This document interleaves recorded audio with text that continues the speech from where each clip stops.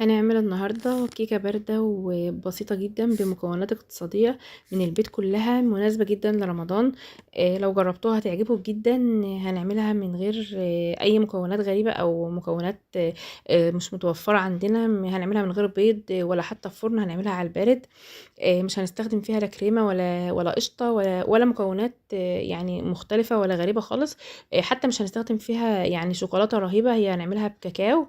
المكونات بتاعتها كلها سهلة وبسيطة، هنعملها بالبسكوت وهيطلع طعمها حلو جدا فعلا. مش هتحسوا انها مش كيكة، يعني هي هتتعمل طبقات كده وهتحسوا ان انتوا كأنكم بتاكلوا كيكة، مش حالة بارد كده بالبسكوت.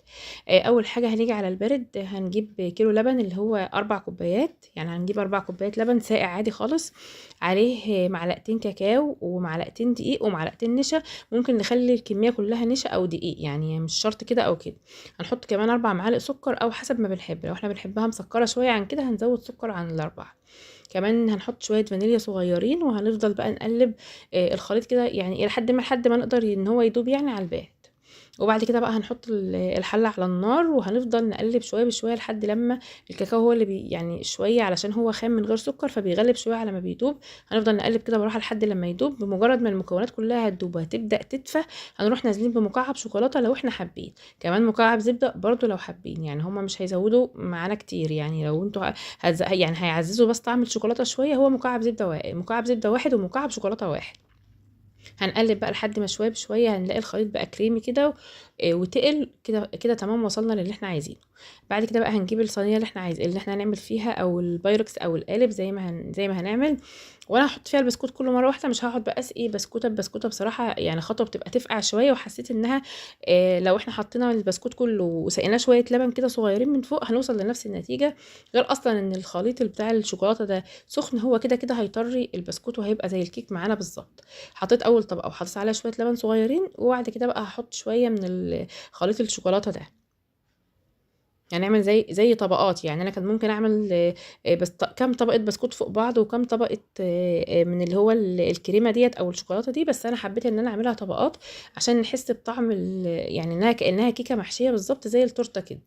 يعني نعمل طبقه من البسكوت وفوقها طبقه من الشوكولاته دي، وبعدين بسكوت تاني وشوكولاته. ممكن نعمل طبقات كتير زي ما احنا عايزين يعني بالظبط كده. ومش هنسقي بقى المره دي ولا حاجه، لان هو الخليط تحت وفوقه سخن فهيطريه وهيبقى طعمه حلو جدا. هنعمل كده يعني بسكوت بشكل عشوائي، مش ضروري ان هو يبقى مظبط على الاخر، يعني لا عادي خالص. هنعمل كده زي يعني عشان تبقى سريعه وتبقى سهله، فهنعمل كده بشكل عشوائي عادي. وبعد كده بقى هنعمل طبقات كتير لحد لما نوصل يعني لاخر طبقه احنا عايزينها. هنعمل 2 3 4 زي ما انتوا عايزين. وبعد كده بقى اخر طبقه هنعملها هنحط فيها بقى بقيه الخليط الشوكولاته كله. وهنحاول بقى ان احنا يعني نفرد الخليط كويس في كل النواحي عشان ما يبقاش البسكوت ظاهر من فوق. كمان يعني هنظبط الصينيه كويس بالظبط كده. هننزل باخر جزء وهنحاول بقى ان احنا نظبط الصينيه، كمان هننضف الطروف لو واقع عليها شوكولاته او حاجه. وبعد كده بقى هنهز الصينيه علشان تبقى كلها يعني زي الكيك كده مظبوط كله، يعني طبقه واحده.